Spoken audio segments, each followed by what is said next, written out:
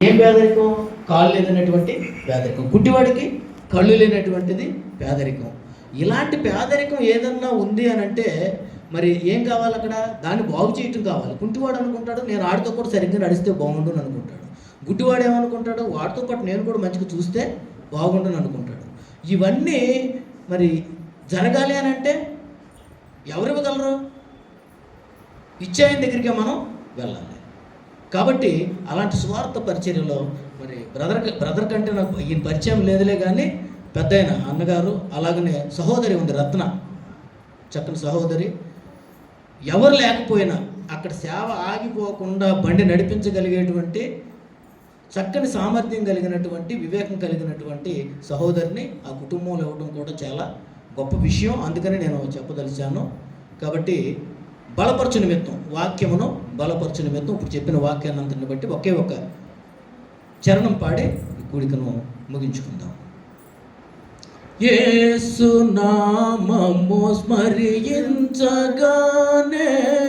మనసు మారి నూతన మగును. యేసు నామము స్మరించగానే మనసు మారి నూతన మగును. భేదమేమియు లేదెవ్వరికి, భేదమేమియు లేదెవ్వరికి, నాదుని స్మరింప తరింప, నాదుని స్మరింప తరింప. పైనున్న ఆకాశమందున క్రిందున్న భూలోకమందున, పైనున్న ఆకాశమందున క్రిందున్న భూలోకమందున లేదు రక్షణ ఏ నామమున, లేదు పాప విమోచన.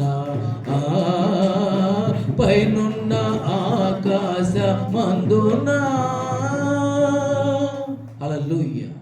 నేడు రక్షకుడు మీ కొరకు పుట్టి ఉన్నాడు. ఇదే అసలైనటువంటి సువార్తమానము. శుభవార్త వేరు, సువార్త వేరు. శుభవార్త అంటే మన కుటుంబాల్లో, మన బంధువుల మధ్యలో ఏదైనా జరుపుకునేటువంటి సంతోషకరమైనటువంటి ఒక సందర్భం.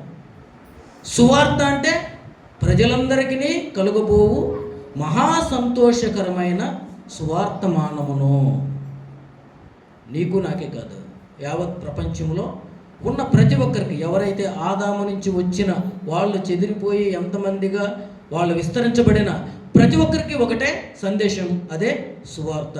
ఆ సువార్తే నిన్ను నన్ను ఈ రోజున ఇక్కడ నడిపించింది, మన కూర్చోబెట్టింది. కనుక అది ఇచ్చినటువంటి వాడు జ్ఞాని.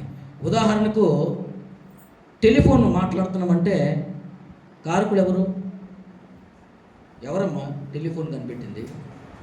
గ్రహం బెల్, అవునా? మరి ఈరోజు ఈ వెలుతురులో ఉన్నామంటే థామస్ ఆల్వా ఎడిసన్ మనకి నిదర్శనం. ఈ రోజున చక్కని మరి బైబిల్ చదువుతున్నామంటే వీటన్నిటికీ ఎవరు కారకురు? William Carey.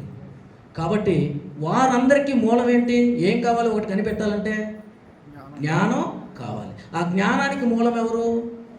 అన్న ఏదైతే వాక్యాన్ని మనకి ప్రారంభం చేశాడో సామెతలు 8లో మొదటగానే ఉంటుంది, జ్ఞానము ఘోషించుచున్నది అని. అది అనాది కాలం మొదలుకొని ఆది కాలము ఇప్పటి వరకు కూడా ఆయన కృపా సత్య సంపూర్ణుడిగా మన మధ్యన నివసిస్తూ మన జీవితాలను వెలిగిస్తూ ఉన్నాడు. కనుకనే మనం ఇంకా సజీవ లెక్కలో ఉన్నాము. ఈ సువార్తను ఎవరికైతే తెలియదో వాళ్ళకి తెలియచేయటం ద్వారా untold millions are still untold అనేటువంటి మాటకు అది ప్రత్యక్షతను కలగజేసి అనేక మందిని ప్రభువు వెలుగులోనికి తీసుకొచ్చడానికి నిన్ను నన్ను అందరినీ కూడా సాక్షులుగా వాడుకోవాలని ఆయన ఆశిస్తూ ఉన్నాడు. కనుక అలాంటి గొప్ప తండ్రి మనకు కలిగినందుకు మనం ఎంతో ఆశీర్వాదకరమైనటువంటి బిడ్డలం, తారతమ్యమేమీ కూడా లేదు. కాబట్టి ఈ యొక్క సువార్త మన నిండైన మనసుతో ఆస్వాదిస్తూ దేవునికి విధేయులే ఆయన నామానికి మహిమ తెచ్చే బిడ్డలుగా జీవించాలని ఈ యొక్క మాటలు ముగిస్తూ ఉన్నాను. బ్రదర్ బెండిక్షనిస్తారు.